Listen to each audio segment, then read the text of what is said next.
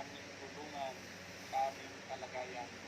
Muli mo pong iunat ng iyong pagpalang kamay at abutin ang lahat ng may pangailangan. Ang mga may sakit ay iyong pong ibangon sa panig ng karamdaman at lubusang pagalingin sa anumang karamdaman at kanikalang taglay. Pagpalain mo po ang mga nurses at mga doktor na nangangalaga ng mga may sakit, ang tinatawag ngayon ng mga frontliners. Bigyan sila ng sapat na kalusugan at kakayahan upang ang mga may sakit, anumang uri ng karamdaman, ay mga mapagaling nilang lahat. Pagpalain mo po ang lahat na nakikinig ngayon sa mang sulok ng daigdig. Abutin mo ang kanilang mga kahilingan, palakasin ang kanilang loob, at alisin ang anumang tiisin nila sa buhay sa pangalan ng aming Panginoong Kristo, sa ngalan ng Ama at ng Anak at ng Espiritu Santo. Amen and Amen.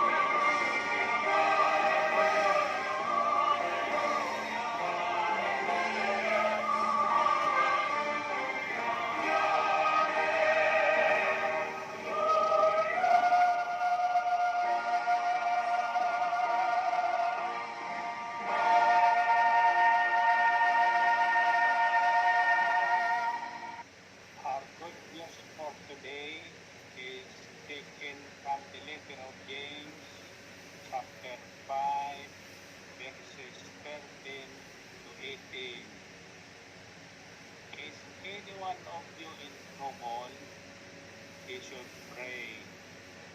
Is anyone happy? Let him sing songs of praise. Is any one of you sick? He should call the elders of the church to pray over him and anoint him with oil in the name of the Lord. And the prayer offered in faith will make the sick person well. The Lord will raise him up. If he has sinned, he will be forgiven. Therefore, confess your sins to each other and pray for each other so that you may be healed. The prayer of a righteous man is powerful and effective. Elijah was a man just like us. He prayed earnestly that it would have rained, and it did not rain on the land for 3.5 years. Again he prayed, and the heavens gave rain, and the earth produced its crops. Purihin ang Panginoon. May tiisin ba ang sino man sa inyo? Manalangin siya. May nagagalak, umawit siya ng papuri sa Diyos. Mayroon bang may sakit sa inyo?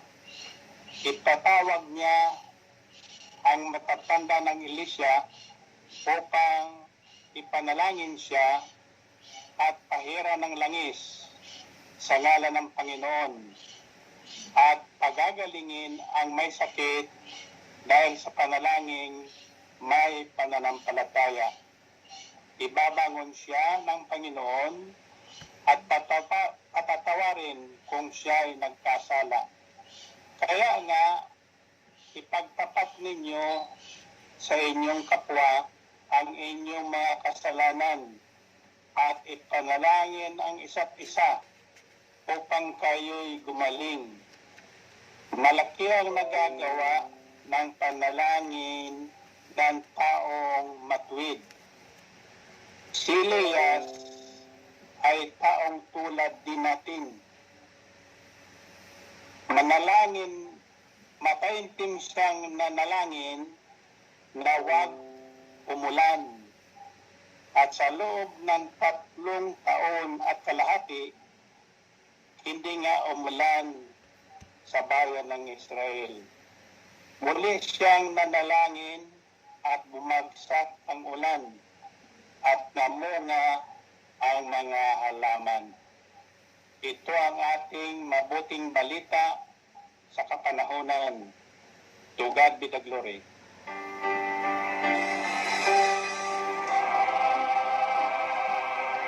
Ang ating family appointment with El Shaddai, Tuesday evening edition.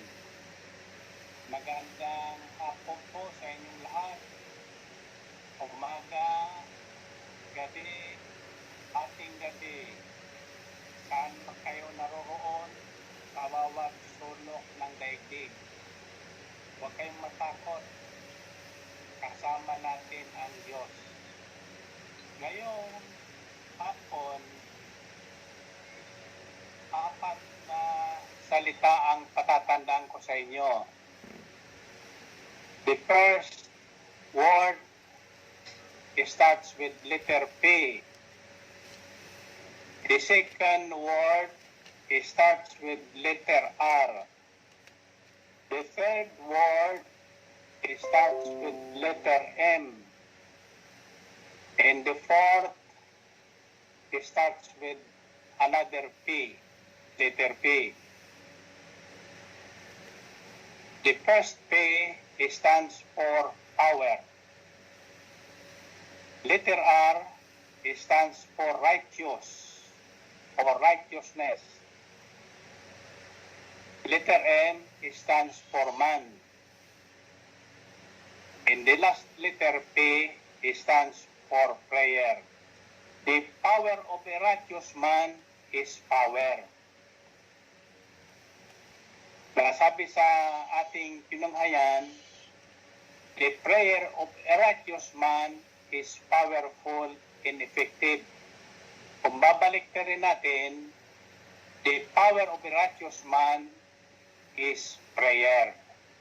Iyan ang kapangyarihan ng isang taong matuwid, panalangin.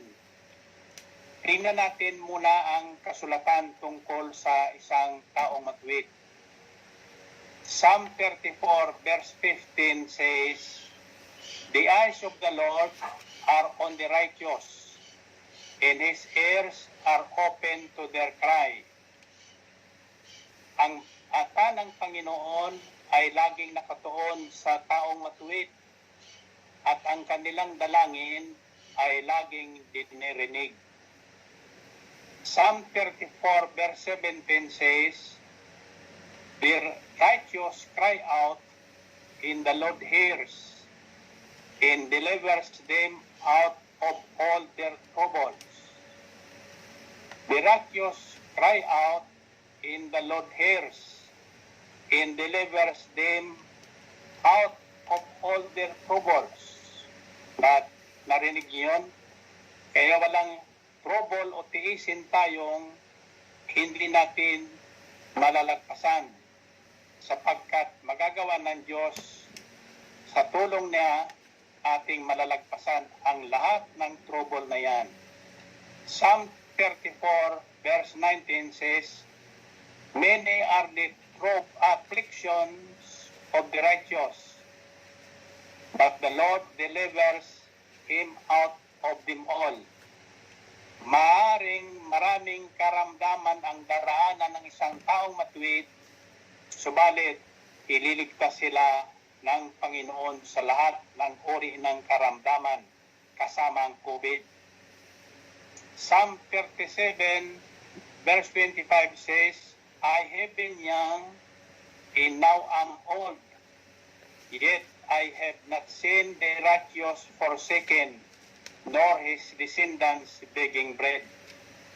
Noong bata pa ko at ngayong matanda na, wala kong nakitang taong matuwid na pinabayaan ng Diyos o ang kanyang angkan ay namamalimos. Psalm 37, "The mouth of the righteous speaks wisdom, in the tongue talks of justice." Verse 39 says, "But the salvation of the Lord, the salvation of the righteous is from the Lord. He is their strength in times of trouble."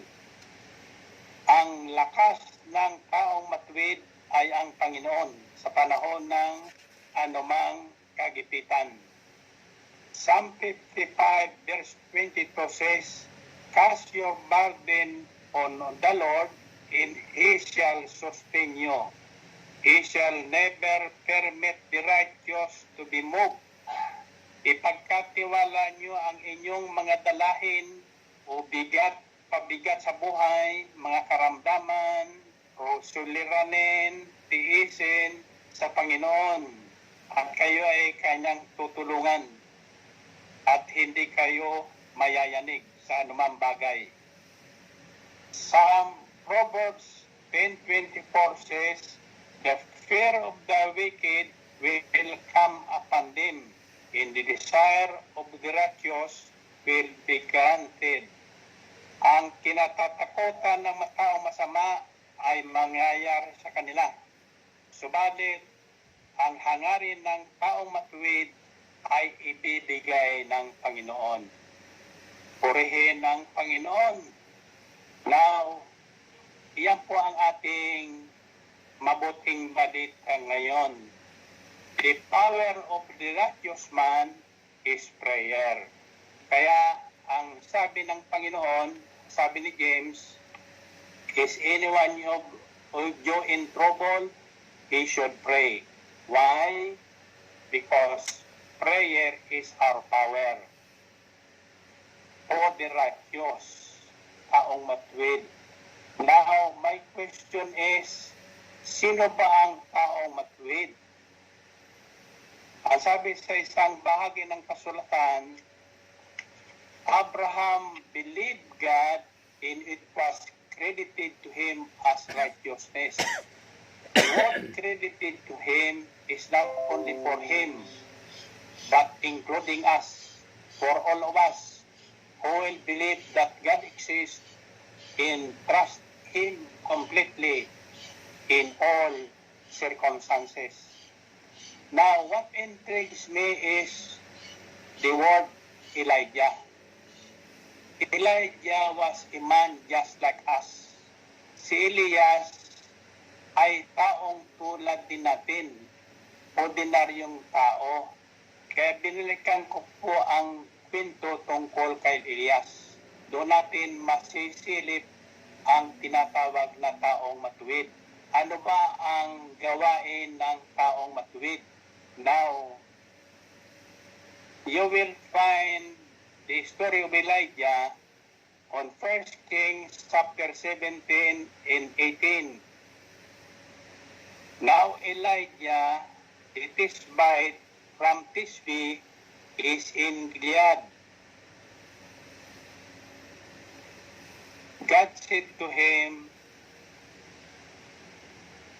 he said to Ahab, as the Lord, the God of Israel lives, whom I serve, there will be neither dew nor rain in the land for the next years, except at my command. Then the word of the Lord came to Elijah. Tandaan niyo itong verse to. It says, the word of the Lord came to Elijah. It says, live here, turn eastward, and hide in the Kerith ravine east of the Jordan. You will drink from the brook, and I have ordered the ravens to feed you there. So he did what the Lord had told him.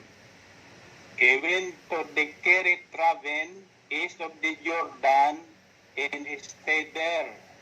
The ravens brought him bread and meal in the morning, and bread and meat in the evening, and he drank from the brook. Sometime later, the brook dried up because there had been no rain in the land. Then the word of the Lord came to him. Tatandaan niyo yun. Then the word of the Lord came to him, came to Elijah, saying, go at once to Zarephath of Sidon and stay there. I have commanded in that place a widow to supply you with food. So he went to Zarephath. When he came to the town gate, a widow was there gathering sticks.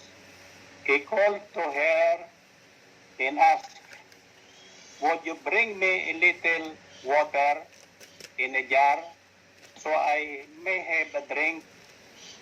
As she was going to get it, Elijah called, and bring me, please, a piece of bread. As surely as the Lord your God lives, the widow replied, I don't have any bread, only a handful of flour in a jar and a little oil in a jug. I am gathering a few sticks to take home and make a meal for myself and my son, that we may eat and die. Elijah said to her, don't be afraid. Go home and do as you have said. But first, make a small cake of bread for me from what you have, and bring it to me. And then make something for yourself and your son. For this is what the Lord, the God of Israel, says, the jar of flour will not be used up, and the jug of oil will not run dry, until the day the Lord gives rain on the land. She went away and did as Elijah told her. So there was food every day for Elijah and for the woman and her son. For the jar of flour was not used up, and the jug of oil did not run dry, in keeping with the word of the Lord spoken by Elijah. Purihin ng Panginoon. Ito po ang isang taong hindi kilala, galing sa isang nayong o barangay na hindi rin kilala masyado sa Israel. Pero tinawag ng Diyos si Elias isang araw at tumugon naman. At ang utos ng Panginoon, umakyat ka sa palasyo ng Haring Ahab. Sabihin mo sa kanya, hindi papatak ang ulan hanggat hindi mo sinasabi. At si Elijah naman ay agad-agad pumasok sa palasyo ng hari. Ang tanong ko ay, yung hari bang yun, walang mga PSG o security? Mayroon. Pero bakit hindi napuna si Elias? Bakit napasok sa trono ng palasyo ng hari ang taong ito? Sapagkat si Elias ay sumusunod lang sa Panginoon. Hindi nagtanong si Elias kung paano niya gagawin. Basta ginawa niya ang sinabi ng Panginoon ang kanyang ginawa. So, tatlong bagay ang ipinakita sa akin ng Panginoon sa buhay ni Elias na maaari nating tularan. Sabi sa sulatan, no one is righteous.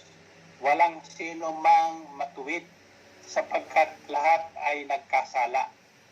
And by the way, naalala ko po ang unang kasalanan ng tao. Ano ba ang pinagbuhatan o naging ugat ng kasalanan ng tao? Ni Eva at ni Adan. Alam niyo ho, chismis.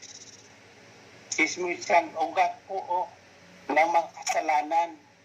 Nakapag-chismisan si Eva doon sa ahas. Isang ahas, kinausap ni Eva. Tinawag ang pansin ni Eva at nag-usap silang dalawa. Ang sabi ng ahas, totoo bang sinabi ng Diyos na hindi kayo pwedeng kumain ng anumang bunga ng kahoy dyan sa halamanan? Ang sabi naman ni Eva, hindi naman totoo yun.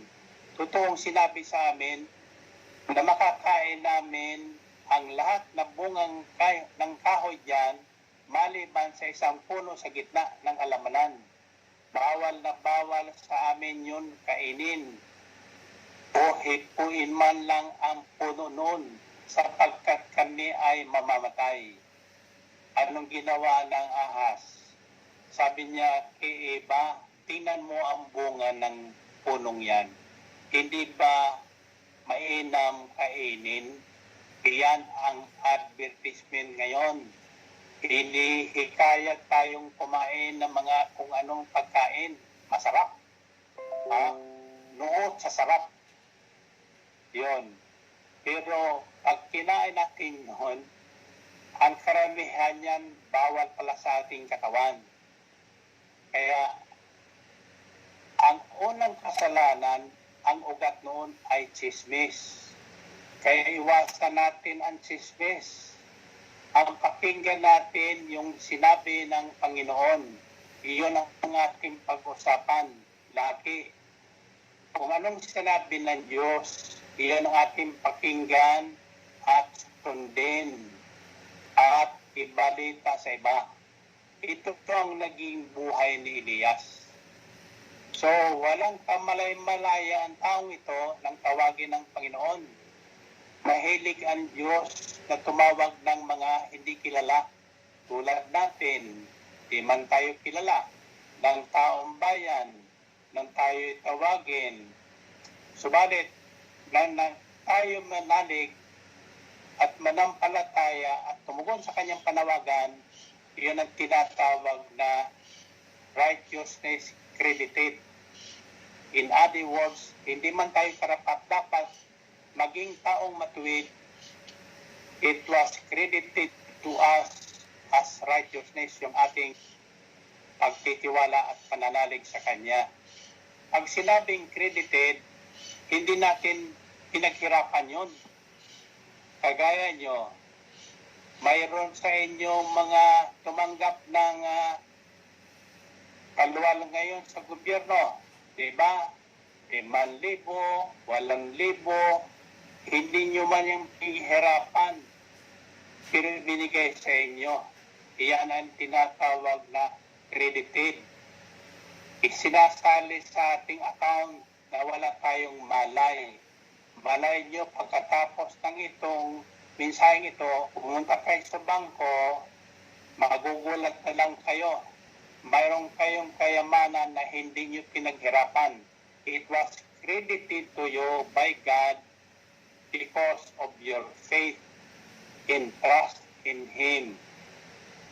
Yan ang buhay ni Elias. Pagkatapos nung kaya akitin na ang palasyo ni Haring Ahab, alam ng Panginoon na hahabulin ng magbardya si Elias. Kaya ang tinuro sa kanya, umalis ka rito, umakyat ka sa bundok, doon sa Kirit Raven, sa kabila ng Ilog Jordan. Doon ka muna tumira. Mag-quarantine ka muna doon. Iinom ka sa ilog ng tubig at ang pagkain mo naman ihatid sa iyo ng araw-araw ng mga uwak. May inutusan akong uwak na maghahatid sa iyo ng pagkain umaga, tanghali, hapon. At sinunod naman ni Elias. Walang tanong-tanong, bakit ako magtatago? Bakit ako mag-quarantine? Bakit ako mananatili sa bahay? Yan ang kalagayan natin ngayon sa bawat sulok ng daigdig. And we know that in all things, God works for the good of those who love Him. Alam natin sa lahat ng pangyayari, ang Diyos ay gumagawang kasama ang kanyang mga tinawag sa kanilang ikabubuti. Ito'y sa ikabubuti natin kung ating susundin. Now, tularan natin si Elias para tayo ay magkaroon ng kapangyarihan ang ating mga panalangin so that our prayers will become powerful and effective. Power of a righteous man is prayer. Iyan ating kapangyarihan, ang panalangin.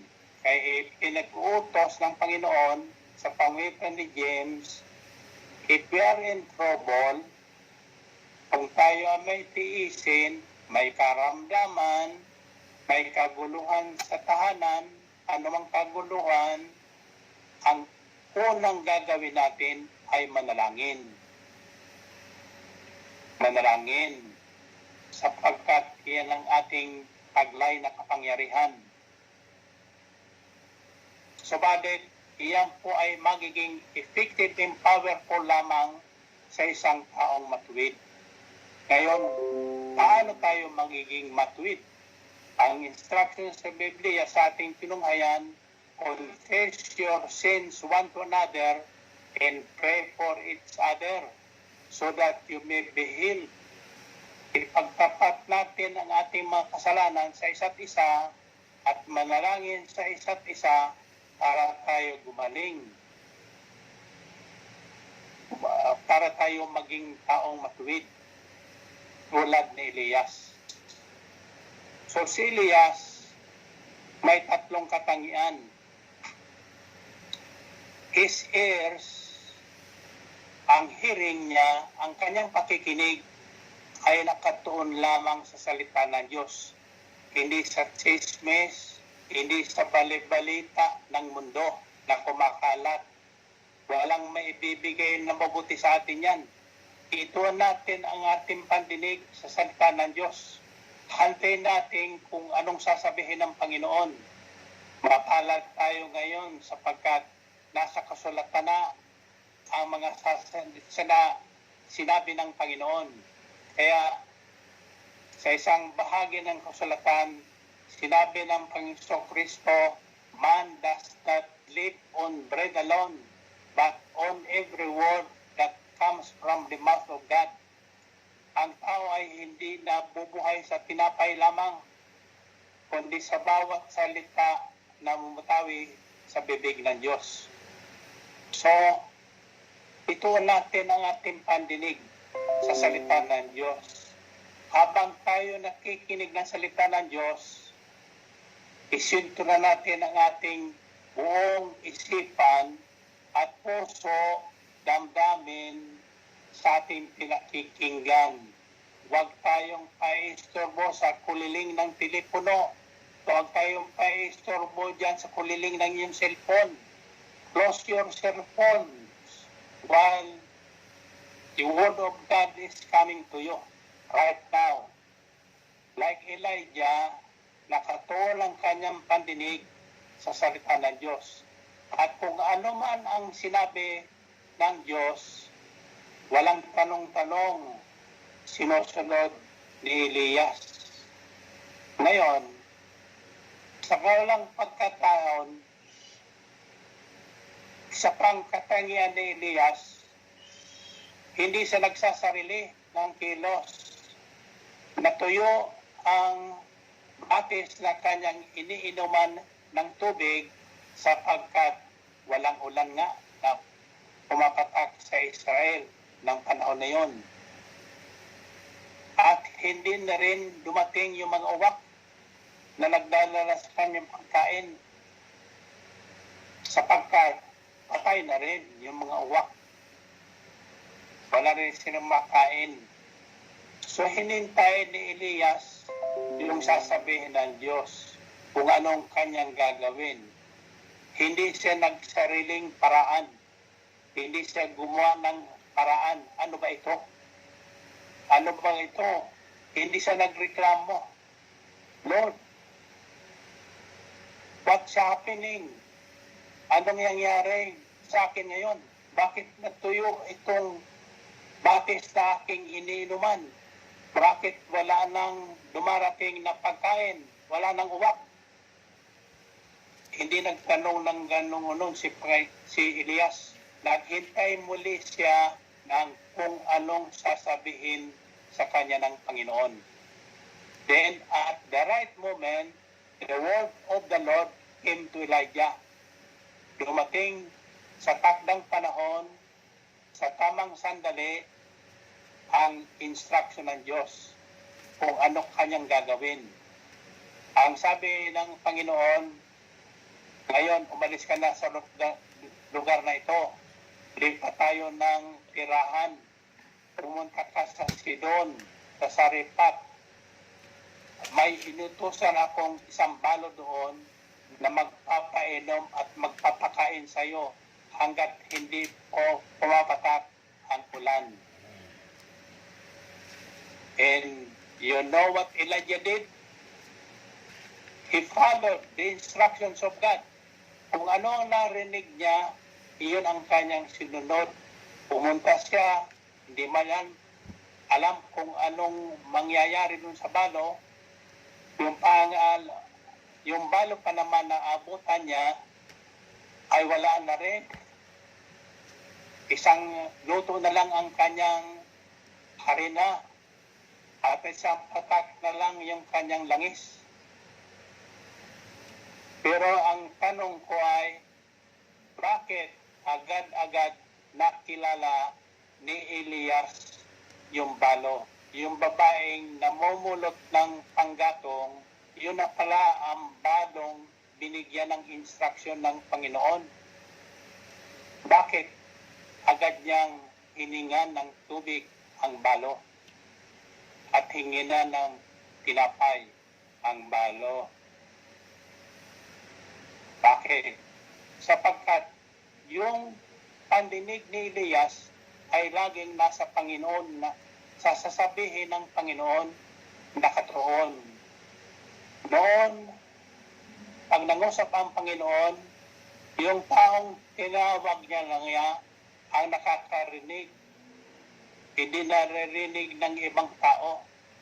Kaya ngayon, sa panahon na natin ngayon, kaya kayo nakikinig ngayon sapagkat tinawag kayo ng Panginoon sa isang mahalagang dayunin para kayo ay hindi madala ng agos ng mundong ito, kundi ang Panginoon, ang plano ng Diyos ang manatili sa atin. So para tayo maging taong matuwid tulad ni Elias, una sa lahat, ang ating pandinig ay lagi nating ituon sa salita ng Diyos. Huwag sa mga chismis, usap-usapan o balita sa ating paligid na nakakatakot. Kapag salita ng Diyos ang ating naririnig, napapanatag tayo. Kapag salita ng Diyos ang ating sinunod, mapapabuti tayo. At anong sinabi ng balo sa bandang huli? Verse 24 says, on chapter 17, then the woman said to Elijah, now I know that you are a man of God, in the word of the Lord from your mouth is truth. Nang mamatay ang anak ng balo, nalangin, kinalong muli ni Elias at nanalangin siya sa Panginoon. Ang sabi niya, Lord, ibalik mo ang buhay ng batang ito. At nabuhay ang patay na bata. Kaya ang sabi ng babae ng balo, now I know that you are a man of God,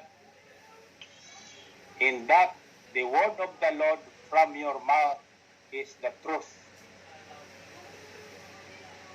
Ang isang tao matuwid, hindi sinungaling, hindi nagsisinungaling, hindi basta-basta nagsasalita. Sapagkat ayon sa kasulatan, ang taong matuwid, pagka nagsalita, is full of wisdom. Full of wisdom and power ang kanyang sinasabi. Tularan natin si Elias. Madali naman una, manalig tayong totoong may Diyos. God exists and He rewards those who earnestly seek Him and trust Him. Pagkatiwala natin sa Panginoon ang lahat ng ating kabalisahan upang tayo ay hindi madaig ng anumang pagsubok sa buhay natin ngayon. Iyan ang ating mabuting balita. No one is righteous, but remember this, God will credit to us righteousness once we believe on the word of God. Tularan natin si Abraham. Nang tawagin siya ng Panginoon, alsabalutan. Sunod agad siya. Nang pangakuan siya ng Panginoon na magkakaanak siya sa pamagitan ng kanyang asawang si Sarah, bagamat baog at matanda na, nanalig pa rin siya. Kaya it was credited to him as righteousness. Hindi rin taong matuwid si Abraham dati nang tawagin siya, tulad natin. Ganon din si Elias. Hindi rin siya taong matuwid nang tawagin ng Panginoon. Subalit, tulad natin, tinawag tayo ng Diyos sa pamagitan ng himpilang ito ng DWXI upang tayo ay maging matuwid. Patawarin tayo sa ating mga kasalanan, linisin tayo sa ating mga karumihan, at maging taong matuwid sa kanyang paningin, at magtaglay ng kapangyarihan ang lahat ng ating panalangin. Iyan ang ibig sabihin, power of a righteous man is prayer. The prayer of a righteous man is powerful and effective. Kapag binaliktad mo, power of a righteous man is prayer. Yan ang ating mabuting balita ngayon. Daanin natin sa panalangin ang anumang problema natin sa buhay. Kaya lang, ang taong may pananalig sa Diyos, nagbabagong buhay. Hindi na nagsisinungaling. Ang sinasabi niya ay pawang katotohanan. Hindi na nagdadahilan ng ano paman, kundi sinasabi ang katotohanan. Laging nakatuon ang kanyang padinig sa Panginoon, sa salita ng Diyos, at ang narinig niya ang kanyang ginagawa. Now, brothers and sisters, ito po ang maibabahagi ko sa inyo ngayon. Do not be afraid. God will credit to you righteousness para ang ating mga panalangin ay magkaroon ng kapangyarihan. Manalangin tayo sa isa't isa tuwing tayo ay may problema. Saan naroon sa bawat sulok ng daigdig? Call a prayer partner. Make this appointment with El Shaddai every Tuesday and Saturday. We will pray for each other. Manalangin tayo sabay-sabay. Itaas ang inyong mga prayer request. Itaas ang inyong mga daladalahan, mga panyo dito ni El Shaddai, tubig, langis, at lahat ang inyong mahawakan upang ito'y gamitin ng Panginoon sa oras ng ating pangailangan. Dakilang Diyos at mapagpalang Ama, mahabagin at mapagmahal, muli kami taos puso ng papasalamat sa inyong salita na pinarating sa amin. Loobin mo nawa ng lahat ng may karamdaman ay magsigaling. Loobin mo nawa na ang salot na kumakalat sa buong daigdig niya, tinatawag na COVID, ay mawalang bisa ngayon din sa pangalan ni Jesus. At ang mga frontliner, mga nurses, doctors, nag-aalaga ng mga may sakit, lukoban niyo po ng iyong kapangyarihan. Balutin sila ng iyong magpagpalang dugo, bulang ulo hanggang talampakan, upang ang kapangyarihan ng mga sakit, anumang uri ng sakit, ay hindi magkaroon sa kanila ng buhay.